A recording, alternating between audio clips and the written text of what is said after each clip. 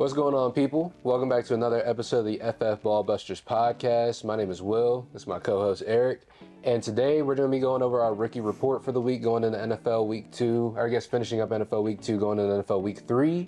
But with that being said, Eric, you got anything for the people before we get started? Yeah, happy to be in studio with you. We don't get to do this very often. It's always a treat. But also, if you guys are new to the channel and you haven't checked us out before, we would highly, highly encourage you to subscribe. We're putting out great content for you each and every week. And if you are a return watcher of the channel, we see those watch hours. We know people are watching the videos. We need to get those subscriber counts up. So please help us out, help us grow. It's free and easy to do, and we would very much appreciate it. Mm-hmm.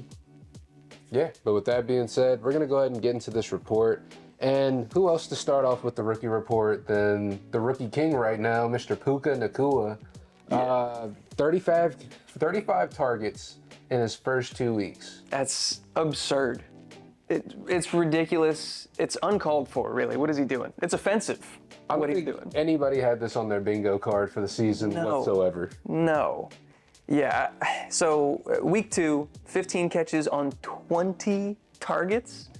It's an absurd number for 147 yards. Like you said, it brings him to 25 catches on 35 targets for the year. Also 271 yards through the first 2 weeks. The next closest guy in targets, Justin Jefferson, 25. He's got him beat by 10 targets. Yeah. This is ridiculous. Yeah, he's the wide receiver one right now in fantasy, which is, well, not literally. Yeah, because he's not scoring touchdowns. Right, yet. not yet. So he's the wide receiver 3 in actual fantasy production, so he's balling out of his mind. But he's the wide receiver 1 in terms of expected fantasy points at the position. So we talked about this a little bit before the video. There's 2 ways that you can kind of take this. Either, regardless, like things look great. Yeah. But you could say, okay, he's the number 1 in expected production, but he's not producing at that level. Is that because he's not talented enough to reach those heights with the opportunities he's given? Or is it that, he's going to regress to the mean? There's even more meat left on the bone, and he could do even better than what we've seen through the first 2 weeks. And it's honestly, at this point, it's looking like the latter of those two. Yeah. Because it's really looking like it's just, he's not getting lucky with touchdowns yet. Yeah. And that's going to break at some point. It's going to be crazy. Yeah. If he starts finding the end zone, things are going to get bonkers real fast. Another real quick kind of historical standpoint that I think is impressive, he broke Anquan Boldin, or he broke Anquan Boldin's record for most targets ever for a rookie through their first 2 weeks. And he's only second only to Anquan in yards in that category as well. I thought that was damn near unbreakable. Yeah. Anquan had an amazing start to his career. So for Puka to come out here as, a 5th round pick and put up these numbers, it's ridiculous. It's absolutely insane. And it's just like you said, it just feels like the sky's the limit right now. Yeah. And it feels like even with Cooper Kupp coming back to this team, where do you go from 20 targets? He's certainly going to continue to be involved. At what level, we're going to have to find out. But this is something we talked about in week 1 where I was a little bit nervous because I feel like Puka and Cooper Kupp's roles overlap a lot. Whereas Tutu, a guy who's also producing really well, kind of under the radar because he's got the backseat to Puka right now, his role is more unique. And I think that's something that'll stick around even when Cooper Kupp does come back. But now that I've seen this 2 weeks in a row, there's no way that they phase Puka out of the offense. It's just not possible. He's been too much of a focal point. Yeah. So an interesting thing of note is that somebody that we had talked about as a comp for Puka in the pre-draft process, and something, it wasn't unique to us, a lot of people talked about it, is that he's kind of like a Robert Woods clone. Mm-hmm. So the perfect fit for the Sean McVay system. We saw how good Robert Woods was with this team in years past. And so I envision that kind of being the role that he gets once Cooper comes back. And remember in years past, during Cooper Kupp's breakout year, going into that year, people thought that Robert Woods was going to be the lead receiver for the team with the role that he had for the team. Yeah. So these two really should complement each other extremely well when they come back. So it's going to be really exciting to watch. And the Rams, dude? Like, are they legit? They lost this week, but they played the 49ers. It was kind of a somewhat close game. It wasn't too far off. This is not what I expected to see out of them. Hey, they don't need draft picks, man. They're just always going to stay relevant, I guess. That's facts. They found a way. They found a diamond in the rough with Puka, for sure. Absolutely. I think he's in a fantastic situation. It's hand-in-glove fit. Let's talk about let's talk about dynasty value.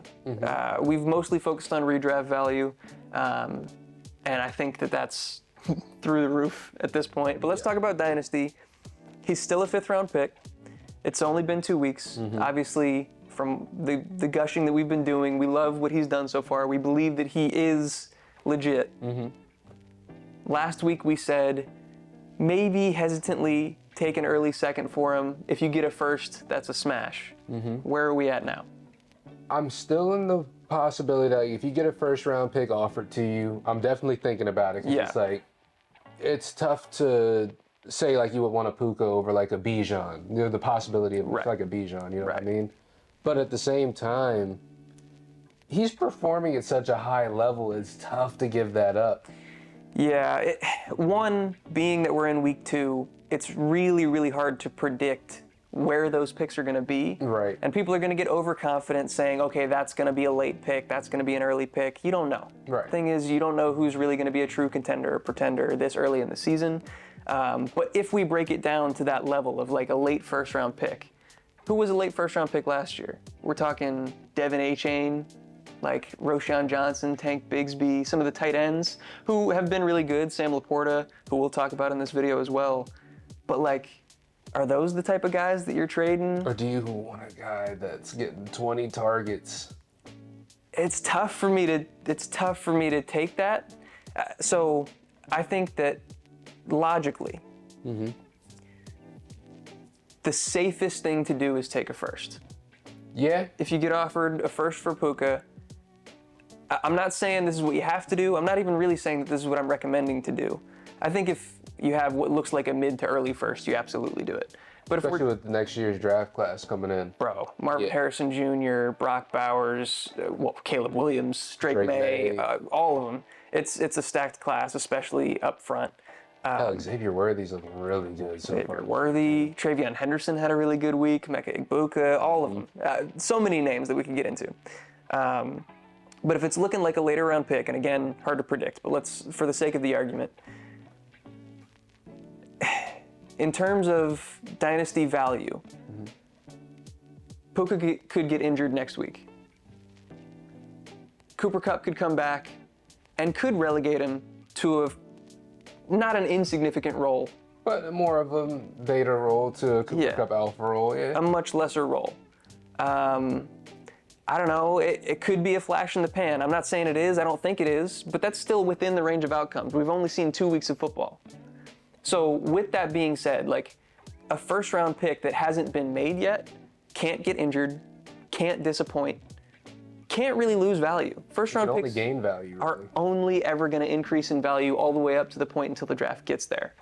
So there's risk in holding Puka when the value that you could get in return is as high as a first. I'm not saying that he's a must sell, he's definitely not. I'm very willing to hold on to him, and if you truly believe in him, which I'm getting to the point where that might be the case with me, I'm okay with holding him.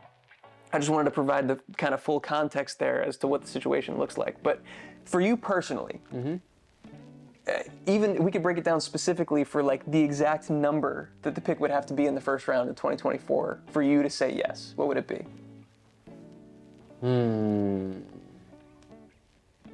Like if I knew exactly how everything was going to shake out. If we knew everybody's draft spots.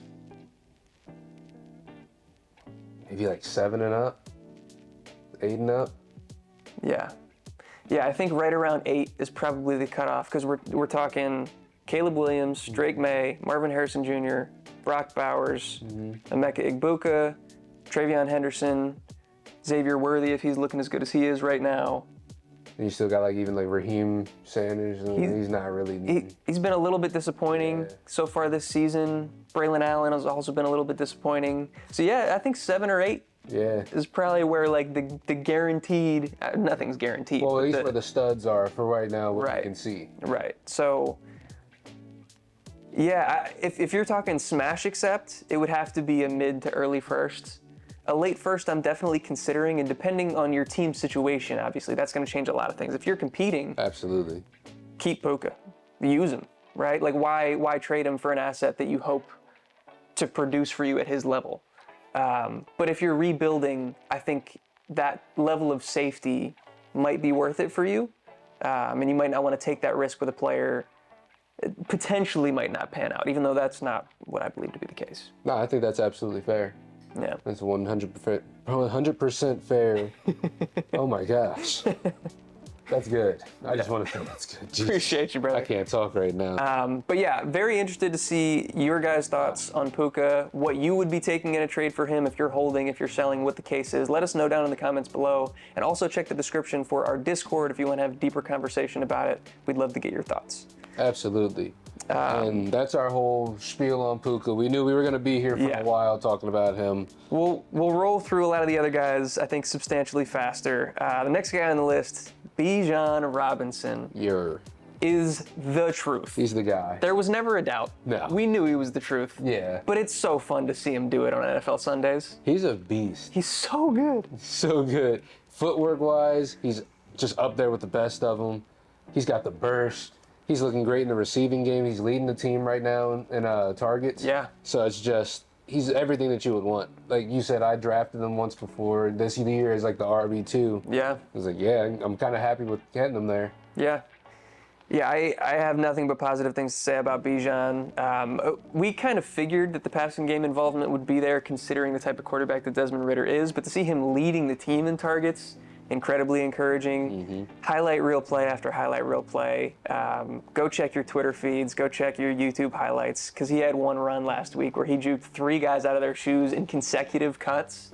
It was nasty. Dog, he's a beast. He's so good. But this is all obvious. This is all stuff that we knew to begin with. We just wanted to heap some praise on the prince that was promised. Yeah. Bijan Robinson. And the prince that was found. Whew. Mr. Anthony Richardson. Let's go. Also a hooper. Come on. We just want to see him stay a little bit healthier. Yeah. But the fact that he's out here doing what he's doing, 2 rushing touchdowns, and was it in the first quarter, by the second quarter? It was extremely early on in the game. Just making it look easy out there. Yeah. We talked about it a little bit in our last video, our weekly recap. He truly does look like a man amongst boys, which in the NFL is so rare. Mm-hmm. How often do you see somebody that's truly that much more athletically gifted, that much, more physically imposing than other NFL players? It's ridiculous. He made it look easy. He was gliding around out there. And he looks like he's just having fun. Outside of the injuries, he's having a blast out there. He's such a likable guy. Yeah. Like, you can't help but root for him. Like you mentioned, we need him to stay healthy. We need him to protect himself more than he has so far. He's in the concussion protocol right now. We'll see what his availability looks like for next week, but I couldn't be more encouraged with what we've seen from him. In week 1, we got to see his passing ability is even better than we thought it was going to be. His pocket presence is amazing. His ability to process is there. And then in week 2, we got to see the wheels on full display. That he can just run up there with the best of them. Yeah. So that's absolutely amazing to see out of him. Yeah. Just again, wanted to give some praise. And then along with one of his teammates, someone who was targeted more than we thought would be pretty early on, who has more of a role in this offense than we thought, Mr. Josh Downs. Yeah. Yeah, really encouraged with his usage so far. I think really the only thing that we were concerned about, because we both loved him as a prospect, incredibly productive at UNC, we were just worried that Anthony Richardson wasn't going to throw the ball. Yeah. But the pass attempts are there. They're clearly willing to let him throw the ball, and he's looked good doing it. And so Josh Downs is now given the opportunity to showcase his talents, and he's doing exactly what we would expect him to do. Yeah, and in terms of targets for the team, he had the second most targets on the team. Of course, Michael Pittman, far and beyond in front. Yeah. But Josh Downs, a lot more involved early on than we thought he would be, so that's extremely encouraging to see early on. 100%. Moving on to the next player we got on here, Mr. C.J. Stroud, taking some C.J. strides. Good one. Am I right? Good one. Yeah. But able to make it happen out there. He threw for over 300 yards, more 300-yard games than Justin Fields so far. Already. Yeah. Yeah. So, that's very encouraging to see C.J. Stroud taking a step up. And the Texans' offense just kind of all around looking a little bit better. Him looking a little bit more comfortable back there. Yeah. A lot better than we expected them to look. And certainly just a totally different, not mindset, but not what I would have expected from this coaching staff. I thought it was going to be ground and pound. They were going to rely on Damian Harris and let C.J. Stroud kind of come along slowly. Not the case. Trial by fire. They're putting him out there, and he's looking great. He's 4th in the league in passing yards, and I can't remember the exact stat off the top of my head, but it's like the most passing yards without an interception by a rookie quarterback, I think, ever. Oh, wow. I didn't know that. Don't quote me on that, but it's up there at least. He hasn't thrown a pick yet, and yeah, like I said, 4th in the league in passing yards. Being smart with the ball, and no one's expecting the Texans to go out there and win games, but to show that he's going out there and he's getting better and better as weeks are going along, and it's just week 2, so he's still got a lot of room to get worse. But to show that he's progressing through weeks 1 and 2, not making bad mistakes, moving this really bad Texans team along throughout these games, I think it's very hopeful going forward. Do we think that the Panthers traded up for the wrong quarterback? Yes. You're ready to say it this early? I think I am. Yeah. To be honest with you. Bryce Young, I don't think he's looked terrible, but I just don't think he's looked quite like what we thought he was going to. Out of the 3 quarterbacks, speaking between him, Anthony Richardson, and C.J. Stroud, I'm not counting Will Levis. Yeah. He was expected to have the most poise coming into the season, to be the most pro-ready out of all 3 in terms of mindset. But that hasn't really been what we've seen too much. He's looked like the least pro-ready of the 3, at least through 2 weeks. Again, it's very early. Yeah. But no, you're absolutely right. C.J. Stroud has looked calm, cool, collected. He looks like he belongs. Anthony Richardson has looked really good as a passer. So far, better than Bryce. Yeah, that poise is the indicative word, whatever it is I'm looking for. It's the key word, the biggest, the discerning factor between the 3 of them. That was really the reason we thought he belonged as the number 1 pick, and that he went there is because he was ready to take on the challenge of the NFL. It wasn't going to be a surprise to him coming from Alabama, from Nick Saban, who gets everybody pro-ready. It's not the case so far. No. Yeah. And I'm going to need to see a little bit more from Bryce Young, but in terms of C.J. Stroud and how he's come along, he's impressed me a lot. He's even stepped up a little bit in the run game. He's been rushing with the ball a little bit more. And absolutely, like you said, Anthony Richardson's just somebody that we've never seen anything like him before. So, Bryce Young, I'm not saying he's dead in the water, but he's got a little bit to go before he's going to really be worth that trade up that the Panthers did to get him. Right. And then we were talking about C.J. Stroud, same team, Tank Dell. It's definitely worth talking about. Him and Nico Collins, but this is the rookie report, so check out the weekly recap if you want to hear about Nico Collins. Tank Dell, really involved in this game, just like they said he was going to be. That was really encouraging to me, is that they mentioned, hey, he wasn't involved enough in week 1. We want to get him the ball. It's exactly what they did. Got a ton of targets, found the end zone in this one. Do you think that this can be consistent? Are you worried, like we kind of were in the pre-draft process, about size if he continues to get this volume, that it could lead to injury? Where are you at with Tank? I think right now the team's at a place where they trust him with the ball in his hands, because they have him out there on special teams as well, catching punts, stuff like that. Yeah. So I think the team is starting to get to a place where they can trust him, at least. So I think he's going to be on the field a lot. Yeah. Now, how much are they going to use him? I can't really tell too much, because he is a little guy. But I think in terms of him being on the field, he's going to be involved quite a bit. I think talent-wise, he's already usurped a bunch of the older guys on the team. Older guys. Robert Woods is still getting his. Nico Collins is impressive. I think he's past Noah Brown at this point. Noah Brown is definitely in the back seat. A guy that we liked, Xavier Hutchinson, hasn't really stepped up or made a name for himself yet. This was a really ambiguous wide receiver group that we were kind of encouraging people to take their shots on, whoever they really believed in. It seems like Tank Dell is separating himself. Yeah, and I'm actually really excited to see Tank Dell going forward. Yeah, for sure. The next rookie we got up on the rookie report, we got Mr. Jahmyr Gibbs. Able to get more opportunity this week, got 9 targets, actually led the team in targets this week. Huge. 7 catches. Amon-Ra St. Brown, I believe, only had 7 targets. So Jahmyr Gibbs getting more opportunity. With David Montgomery going down, could possibly get even more opportunity, especially in the rush game, but we do expect Craig Reynolds to kind of be annoyingly involved. And something we didn't mention in the weekly recap, because we just got the news in between us filming these videos, Zonovan Knight signed by the Lions. So they brought in Zonovan Knight. Now, Craig Reynolds has been with the team for years. He's the one that's going to know the playbook. Zonovan Knight legit signed today, and by today I mean Tuesday, September 19th. So I don't know how involved he's going to be immediately, and also I don't expect David Montgomery's injury to be long-term. So I'm not saying you need to go pick up Zonovan Knight, but definitely interesting, and a talented guy that proved that he can make something happen on the NFL field. Yeah, he's proved in the past that he can be a viable option to put out there on the field. Yeah. So that's actually really interesting. Yeah. But Jahmyr Gibbs, I think he'll still see a little bit more opportunity at the very least. For sure. Yeah, and even if he doesn't, like the 9 targets, that's the bread and butter. That's what we were hoping for him. We didn't really see that in week 1. We saw him be electric with the ball in his hands as a runner, but I think he only got, 2 targets in week 1? Yeah. So for that to step all the way up to 9 is huge. This is what we talked about in the pre-draft process as well. He doesn't need to run the ball a ton. He really barely needs to run the ball if he's getting that level of involvement in the passing game, and he'll be able to produce for you at a high level. Absolutely. 100% agree with that. Yeah. And then someone who the quite opposite of Jahmyr Gibbs, Mr. Tank Bigsby, all his opportunity ripped away. 0 touches on the week. He is not on the stat sheet. Yeah. He was on the field, 19% snap share, so he was out there, but it's almost like he wasn't. They saw what he did in week 1 and were like, yeah, no more of that. No, we don't want that on the field.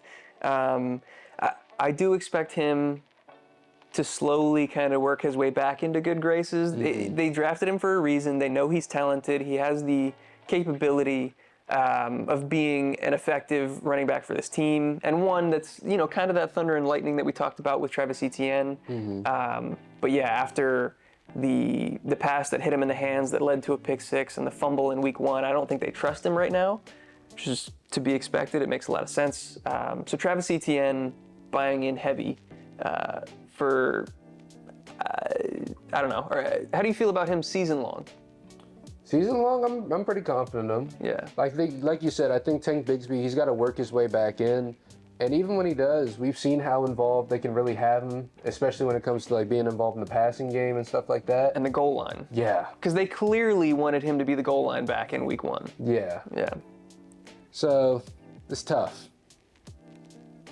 I don't know. That's just, they ripped that away from so quick. And I expected them to tone him back this week, but I didn't expect this. 0 touches? Complete 0 touches. Crazy. Moving to the next. Eric's not used to the couches, they move. It's all right. Moving on to the next, we got Mr. Sam Laporta. Yeah. He's here to stay, guys. 6 targets, 5 catches, 63 yards. All we're missing is touchdowns, and if he's this involved with this offense, he's going to end up finding the end zone at some point. But it's just great to see, man. Dude, I got to give all the credit in the world to you. You are the tight end whisperer on the channel. You called Sam Laporta. Dude. You called Luke Musgrave. You called Darnell Washington being dust, being nothing. If you need tight end advice, you've come to the right place. Mr. William Norris has the answers for you. And yeah, you absolutely called Sam. You said he was the tight end 1 when everybody was in on Michael Mayer, when everybody was in on Dalton Kincaid. You believed in your boy. Sammy, ball game. Sammy football, baby. So good. Dog, and you love to see it. He's just super involved with this offense, and it's only going to keep going up. Yeah. Amon-Ra dealing with some injury issues, but he's still out there on the field, still involved. But he's getting 6 targets. Amon-Ra's getting 7. He's right in there in the mix with all of them. So. Yeah. And again, this is the rookie report, so I don't want to get too deep into it. Josh Reynolds, fairly heavily involved, 2 touchdowns. I want to say 8 catches, or maybe it was 8 targets, whatever it was. Indicative of the role that could be there for Jameson Williams, question mark? I don't know, man. We think Jameson Williams is as good as Josh Reynolds? Are we confident in making that statement? As a possession receiver? No. So I think that he provides them with a field stretching ability that they He opens the field up more. He definitely widens the field more for everyone. That's him being on the field, I think, is going to make life easier, like you said, for everybody else, make everybody else a better fantasy producer. Yet to be seen whether it's going to make Jameson Williams a better fantasy producer. Absolutely. That's where I was trying to land at right there with that one. Taking a look at the next, another tight end, Mr. Dalton Kincaid. Someone Eric was in on super early as a tight end 1 as well. Out there performing, 6 targets as well. Yeah. 5 catches. I forget how many yards he actually ended up with. I want to say it was like 50-something. I can pull it up, but 56. The usage is incredibly encouraging, and it's exactly what they told us it was going to be. You love to see that. That's such an important thing, is when the team tells you that they're going to do something with a guy, and that's what they do. Having the ability to trust a coaching staff like that is really important. When did they play? That was an early game, right? Mm-hmm. So yeah, I found it right here. 6 targets, 5 catches for 43 yards. Him and Dawson Knox are both involved, and they're both on the field at the same time, which again, something that they mentioned. They're using Kincaid in that slot role. He took the majority of his snaps from the slot, not online like a traditional tight end. But honestly, both of them can be viable for fantasy. Dawson Knox only came away with 10 yards, but he got in the end zone, which is kind of his bread and butter. Yeah, he's known for just efficiency. Yeah. Khalil Shakir has clearly taken a back seat in terms of the slot role. Deontay Hardy, who we saw get involved early in week 1 and then kind of disappear, continuing that disappearing act. It's the Dalton Kincaid show in the slot, and you love to see it. Yeah, absolutely. So Dalton Kincaid stocks are up. Taking a look at somebody we forgot to mention last week. We apologize, but we're making sure that we go right on that this time. It's Mr. Jordan Addison for the Minnesota Vikings. He's definitely taken a step up. Has been performing for the last 2 weeks straight. The first week off of pretty limited opportunities, we will say, but second week definitely got a lot more opportunity out there on the field. And was able to make it happen, able to score 2 weeks in a row. Yeah, so important to note, and I think that this will change, but he's still been outsnapped by KJ Osborne in both weeks. KJ Osborne looked terrible in week 2 especially. I knew that he wasn't that good, but he had the trust of the team. He's been there for a while. He's a really good blocker, and so, that gets you a long way with the coaching staff doing the dirty work. I think it's only a matter of time before Jordan Addison really cements himself as the true wide receiver 2 there, and he's out there in every 2 wide receiver set. It just hasn't come yet. Yeah. And then also worth noting, both touchdowns kind of fluky. Touchdowns in general are kind of fluky to begin with, but in week 1, his touchdown came off of a totally broken coverage where the safety blew his responsibility and he was wide open. The route in week 2, I think, he earned it. He went out there and he beat the safety to get himself open, but he was like the 4th read on that play. Really, it was designed to go to the other side of the field, and Kirk Cousins, it's one of those quote-unquote love of the game routes where you just run it to clear up space for the rest of the receivers, and he just happened to get targeted. So I don't want to take anything away from him on that. He ran the route how it was supposed to be run and came away with a target on it and a touchdown. Just not maybe indicative of plays being drawn up for him like that. So it's just the way of us saying, we didn't want to not talk about him because he has, at least scored twice. He has made it to this list, but it's not we aren't super confident with him going forward. You know what I mean? In the near future. In the near future. Yeah. Good things are coming for Jordan Addison, and we knew this even in week 1. It's just going to take a little bit. Yeah. Moving to the next player, someone else that has a lot of a bright future ahead of him, Mr. Zay Flowers of the Baltimore Ravens is clearly the wide receiver 1 for this team. Should see some more opportunity soon as well with Odell going down, Rashad Bateman obviously taking that step up. But Zay Flowers performing extremely well for this team. Training camp, they kind of told us he was the best receiver out there, and he's kind of proved that to us. But what do you think about Mr. Zay Flowers? So it's not that I was ever out on Zay Flowers. I thought he was really talented and I liked him, but in terms of in the pre-draft process, he was the odd man out of that second tier of receivers, whether it be Addison, QJ, and then Zay Flowers. I thought he was the clear last place. He's proven that he definitely belongs in that mix, if not at the top of that list. His usage is still interesting. He went from week 1, I think, having a 45% target share. That dropped down to a more reasonable level in the 20s. Still really impressive. It's weird because it's somewhat gadgety usage where it's a lot of behind the line of scrimmage stuff, but then also he's catching deep bombs and not much in between. So I don't want to discount it and say that it's not indicative of future usage, but something to note at least. Yeah. It's something to note that he's out there and he is involved with the team, and they are trying to draw up plays for him at the very least to get him in advantageous spots. Yeah. Because like you said, it's a lot of gadgety use, but that's where he should be, thriving the most on the field. Yeah, I mean, that's where he works best in the open field. The second coming of Dante Hall. He's like the human joystick. So get the ball in his hands and he's going to make things happen. Exactly. So bright days ahead for Zay Flowers. Next up, we got Mr. Jackson Smith and Jigba, who we're actually really excited about going forward soon. Not so excited about the injuries that led to it, but excited about the target share that does mean for Mr. JSN going forward. With DK Metcalf going down, we saw Tyler Lockett kind of take a big step up, but we don't expect that to sort of be the same going forward. But what do you think about the situation in Seattle? Yeah, I think it's still going to be slow going. I don't think that he's going to be a fantastic producer in fantasy in year one, but we expected this. Right. The names in front of him are still there. I don't think DK Metcalf's injury is serious. We haven't heard a ton of specifics on it yet. But JSN has improved from week to week. And this is also coming off of breaking his wrist, where we thought he could be put on IR for the first 4 weeks, but he played week 1 and he's already producing. So this isn't even 100% JSN that we're talking about. He's still gaining traction, earning more targets each and every week, and I think he's only going to continue to do so. So I'm very encouraged. I don't think he's going to be in terms of year 1 production on the level of a Puka or a Zay or something like that. But yeah, in Dynasty, I'm loving what I'm seeing out of JSN. Absolutely agree. And then 2 more guys we're going to kind of talk about a little bit. There's not too much to really say, which is weird. Marvin Mims, 2 catches, 113 yards, and a touchdown. On 6 routes. Yeah. That's crazy. That's why we don't really want to talk about him too much, because it was cool, but it's not, don't put him in your lineups yet. It's not a set it and forget it. It's not a, oh my God, he's blowing up right now. It was weird. He still hasn't even really fully overtaken little Jordan Humphrey and such a crazy name. Brandon Johnson. Brandon Johnson. I don't even know who that is. That guy who I didn't know was on the team until week 1? No clue. But no offense to you, Brandon Johnson, if you see this video. Sure, you're a great dude. But you're an NFL player, man. You're better than me. Trust.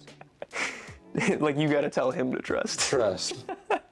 But let's have some positivity. It is encouraging to see that he's producing on the limited opportunity, and he's producing in the way that we knew that he was capable of. This is like, they got to look at this and take something away from it and say this guy has earned he deserves a little bit more opportunity. Absolutely. That should be the takeaway. I hope that's the takeaway for Sean Payton, who clearly prioritized him in the draft. I'm hoping this means more opportunity for him and more of this type of downfield opportunity, high yards per route run, which is where he succeeded in college. Absolutely agree. Yeah.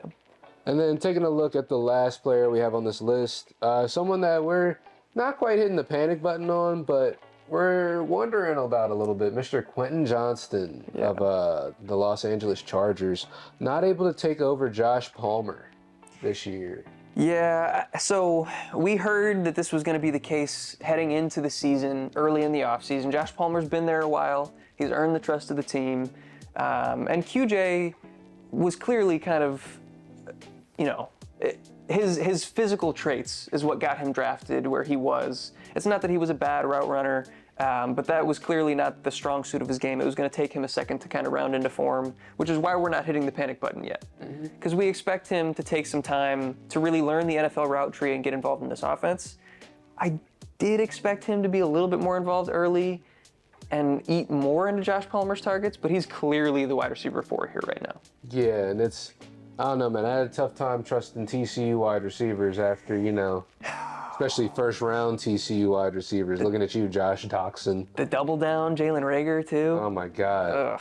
So it's tough. But we're optimistic that QJ is going to be able to pull off at some point. Yeah. But right now, I don't know if it's just acclimation to the NFL and just speed of the game in general that he's having a tough time acclimating to, or what it is. But he hasn't quite looked comfortable out there on the field yet either. But I think with time, that's going to change, like you said. Like, we are still hopeful. Yeah, I'm not selling low on him. I'm holding him. I think it'll come around. And I think, I'm not predicting this necessarily, and I'm not hoping that it happens, but when you have guys like Keenan Allen, who's 31 years old, in front of him, Mike Williams, who's been injury prone in the past, if one of those guys goes down, that's going to open up a lot of opportunity. And I think if that happens and you see both Quentin Johnston and Josh Palmer on the field at the same time, they're going to kind of realize Quentin Johnston is the guy to have out there.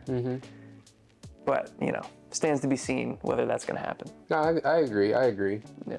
I agree. But with that being said, that's going to round out our list. So make sure you guys do all that great YouTube stuff. hit that subscribe button, hit that notification bell. That way you know when we drop all of our latest videos. Hit that like button. It's absolutely free and it's the best way to get our stuff out there in that YouTube algorithm. And if there's anybody that you felt like we either disrespected, somebody you felt like we could have talked about a little bit more, someone that we just left off the report entirely, looking at you, Luke Musgrave, drop us down in the comments below if you want to talk about it. We will talk about it down in the comments. But Eric, you got anything for the people before we head out of here? Yeah, check the links in the description below. Engage with us. We'll mention the comments. We would love to talk to you there. But also, if you're interested in having a deeper conversation, if you want to get involved in our community, we have a Discord link that's going to be down there. Join that. We would love to have you in there. We got not just us to talk to, but a bunch of other really smart fantasy people that have joined the community so far, so you can mix it up with them. That would be cool if you could do that. And then our sponsors down there as well. You can check out our link to Dynasty Owner to get a 20% discount when you sign up over there, if you're interested in kind of a cool and unique Dynasty experience. League Winners, we're also partnered with them. We do video content for them, and they've brought in a bunch of new content creators as well. So if we don't provide enough to get your fantasy fix, go check them out as well. Through them, we are also partnered with Sleeper, so you can use our promo code FFLW to get a 100% deposit match on Sleeper for all of your DFS and prop betting needs. And lastly, we are also sponsored by Do Numbers. You can get a 15% discount to get some sweet merch like this, whether it be hoodies, t-shirts, hats, all sorts of cool apparel. So go check that out in the description below. But that'll do it. Wrap things up for us. And if you stuck with us all the way till the end, as always, we love you, and we'll catch you in the next one. Peace. Peace.